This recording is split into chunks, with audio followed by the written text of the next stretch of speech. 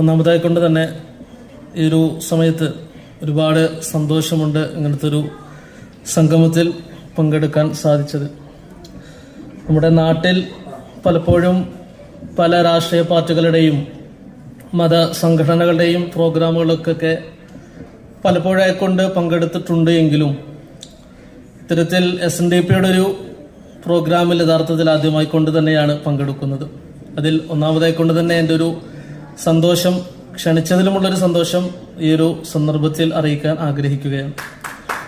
ഏതായാലും ഒരു ഇസ്ലാമിക് സെന്ററിനെ പ്രതിനിധീകരിക്കുന്ന ഒരു വ്യക്തി എന്നുള്ള നിലയിൽ ഇത്തരത്തിലൊരു ലോക മുസ്ലിമീങ്ങൾ ഏറ്റവും കൂടുതൽ ആഗ്രഹിക്കുകയും പരിഭാവനമായി കാണുകയും പരിശുദ്ധമായി കാണുകയും ചെയ്യുന്ന ഈ ഒരു റമദാൻ മാസത്തിൽ ഇങ്ങനെയൊരു സാഹോദര്യ ബന്ധം മുൻനിർത്തി ഇത്തരത്തിലൊരു പ്രോഗ്രാം സംഘടിപ്പിക്കാൻ SNDPക്ക് സാധിച്ചു എന്നുള്ളതിൽ തീർച്ചയായും അവരെ അഭിനന്ദിക്കാതിരിക്കാൻ കഴിയില്ല. ഏതായാലും മുസ്ലിമുകളെ സംബന്ധിച്ചിടത്തോളം ഈ റമദാൻ മാസത്തിലെ നോമ്പ് എന്നുള്ളത്, വ്രതം എന്നുള്ളത് ഏറ്റവും പ്രധാനപ്പെട്ട ഒരു കാര്യം തന്നെയാണ്.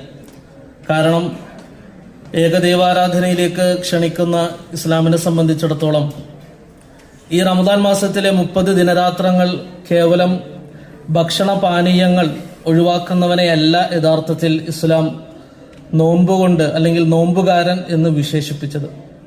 മറിച്ച് ഇസ്ലാമിലൊരു വ്യക്തി നോമ്പെടുക്കുമ്പോൾ കേവലം അവന്റെ ഭക്ഷണങ്ങൾ ഒഴിവാക്കിയത് കൊണ്ടോ വെള്ളം ഒഴിവാക്കിയത് കൊണ്ടോ മാത്രം കാര്യമായിട്ടില്ല. മറിച്ച് അവന്റെ ജീവിതത്തിലെ വിശുദ്ധി കൈവരിക്കാൻ ഏത് രംഗത്താണെങ്കിലും, സാമൂഹിക രംഗത്താകട്ടെ, വ്യക്തിപരമായ രംഗത്താകട്ടെ, കുടുംബ രംഗങ്ങളിലാകട്ടെ, മറ്റു സാഹോദര്യ ബന്ധങ്ങളിലാകട്ടെ, ഏതു രംഗത്തും ഒരു വിശുദ്ധി കൈവരിക്കാൻ അവന് കഴിഞ്ഞിട്ടില്ല എങ്കിൽ ഈ ഒരു നോമ്പിന്റെ മാസം നഷ്ടപ്പെട്ടു എന്ന് തന്നെയാണ് യഥാർത്ഥത്തിൽ ഇസ്ലാം പഠിപ്പിക്കുന്നത്. ഇവിടെ സൂചിപ്പിക്കപ്പെട്ടതുപോലെ ഇസ്ലാമിലെ അവസാനത്തെ പ്രവാചകനായ മുഹമ്മദ് നബി സല്ലല്ലാഹു അലൈഹി വസല്ലമ തന്നെ പറയുന്ന അദ്ദേഹത്തിന്റെ തിരുമൊഴികൾ നമുക്ക് കാണുവാൻ സാധിക്കും. ഇസ്ലാമിൽ ഒരാൾ നോമ്പെടുക്കുമ്പോൾ എത്രയെത്ര നോമ്പുകാരാണ് കേവലം പട്ടിണി കിടക്കുന്നത് എന്നാണ് പഠിപ്പിക്കുന്നത്. അള്ളാഹുവിന് ഏകദൈവാരാധകനായിട്ടുള്ള അല്ലെങ്കിൽ മുസ്ലിമീങ്ങൾ ആരാധിക്കുന്ന ദൈവമെന്ന് വിളിക്കുന്ന, അറബി അള്ളാഹു എന്ന് വിളിക്കുന്ന ആ ദൈവത്തിന് നിങ്ങളുടെ പട്ടിണി ആവശ്യമില്ല എന്ന് തന്നെ മഹാനായ പ്രവാചകൻ സല്ലല്ലാഹു അലൈഹി വസല്ലം പഠിപ്പിക്കുന്നുണ്ട്. അപ്പോൾ നോമ്പിന്റെ പിന്നിലുള്ള ലക്ഷ്യം, റമദാൻ മാസത്തിൽ ഏതൊരു മുസ്ലിം ആകട്ടെ നോമ്പെടുക്കുന്നു എന്നതൊരു പിന്നിലുള്ള ലക്ഷ്യം അവന്റെ ഭക്ഷണ പാനീയങ്ങൾ ഒഴിവാക്കുക എന്നുള്ളതല്ല. മറിച്ച് അവന്റെ ജീവിതത്തിൽ വിശുദ്ധി കൈവരിക്കണം. കഴിഞ്ഞ 11 മാസങ്ങളിൽ അവനുണ്ടായ മോശപ്പെട്ട സ്വഭാവങ്ങൾ അത്